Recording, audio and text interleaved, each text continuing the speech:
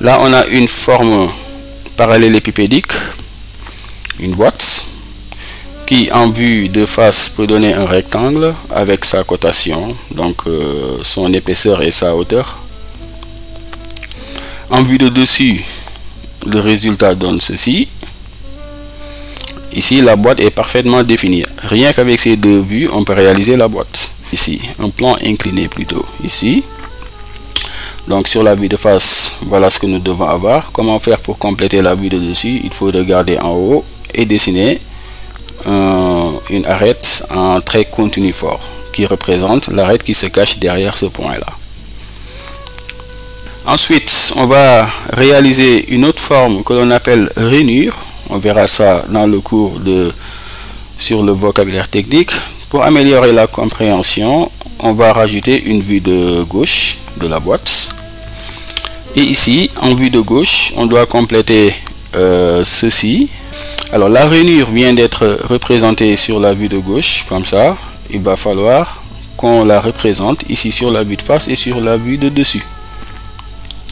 Sur la vue de face, lorsqu'on est à droite, on ne voit pas l'arête qui se cache derrière ce point-là. Un trait interrompu pour la matérialiser. Maintenant, il faut faire la projection de la rainure sur la vue de dessus. Il faut tracer ce qu'on appelle la droite à 45 degrés, ce qu'on a ici. Si on trace cette droite, la projection va donner, donc lorsqu'on est ici en haut, ce point-là, on le voit, il est représenté par ce trait fort. Pareil pour ceci, très fort. Mais là, il y a un problème parce qu'on avait vu que deux traits continus forts ne se croisent jamais en dessin technique. Donc, il y a un problème à ce niveau. Comment rectifier cela? Voilà le résultat. Comment on a fait?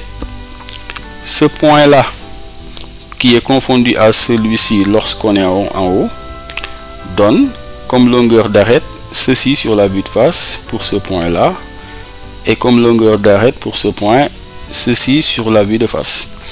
Alors, si on doit faire la même représentation de ces deux points sur la vue de dessus, alors quelle est la longueur que l'on doit avoir? Est-ce que ce sera la longueur qu'on a ici ou celle-ci?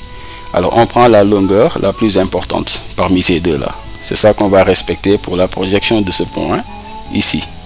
Donc, c'est la même longueur que nous avons là, à ce niveau. C'est pareil pour cette ligne en trait continu fort. Et voilà notre rainure représentée sur chaque vue. On va rajouter un trou plus un lamage. Le trou, il est là. Alors, l'autre trou qui vient après, c'est ce qu'on appelle le lamage, destiné assez souvent à recevoir des têtes de vis, par exemple. Le trou et le lamage sur la vue de face donnent deux cercles.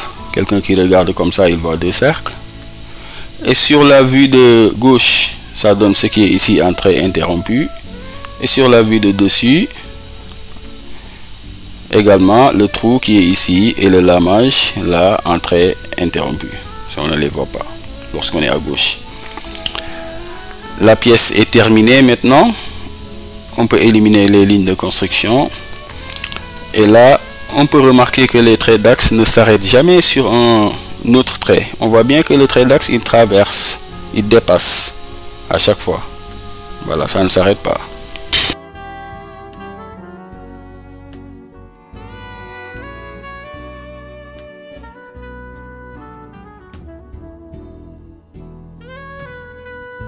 Choix des vues. En général, on n'est pas obligé pour une pièce, dans sa représentation en projection orthogonale, on n'est pas obligé de réaliser 6 vues. 3 vues seulement suffisent en général pour représenter entièrement le dessin d'une pièce en projection orthogonale. C'est ce qu'on vous montre ici. Il peut y avoir des exceptions. Si on prend l'exemple de cette pièce, là on voit que 2 seules vues suffisent pour définir entièrement la pièce.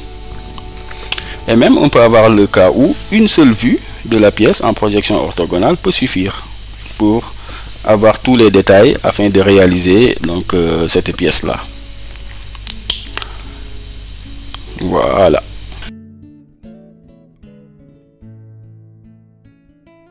Et voilà, on en arrive à la fin où ici on a une carte mentale qui vous montre l'essentiel de ce qu'il faut savoir dans ce cours sur la projection orthogonale qui, je le rappelle, est une des bases. Donc ce cours est très important pour comprendre le dessin technique, pour pouvoir l'exploiter et de pouvoir réaliser même des dessins à partir d'un plan.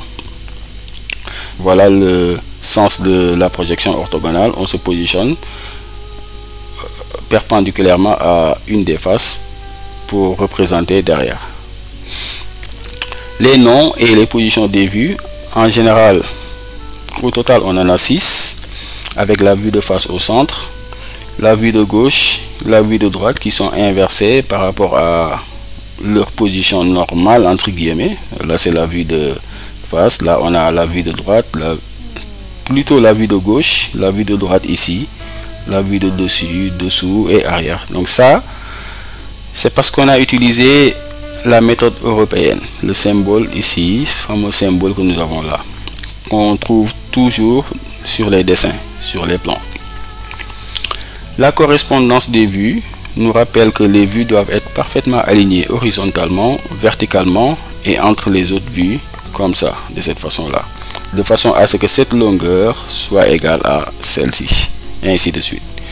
Et enfin, un dessin, il peut se faire généralement en projection orthogonale qu'avec 3 vues. Ça peut être ces 3 là, ou bien la vue de face plus celle-ci et celle-là, les autres étant exclus, ou pareil, vue de face, vue de gauche, vue de dessous, ainsi de suite. Mais toujours est-il que la vue de face doit tout le temps appartenir à ces vues qui nous permettent de lire le plan. Voilà qui finit ce cours hyper important sur la projection orthogonale. Je vous invite à visionner à nouveau cette vidéo et essayer de reconstituer une carte mentale pour résumer le cours et de faciliter ainsi la compréhension. On se donne rendez-vous pour une prochaine présentation. Merci à tous. Au revoir.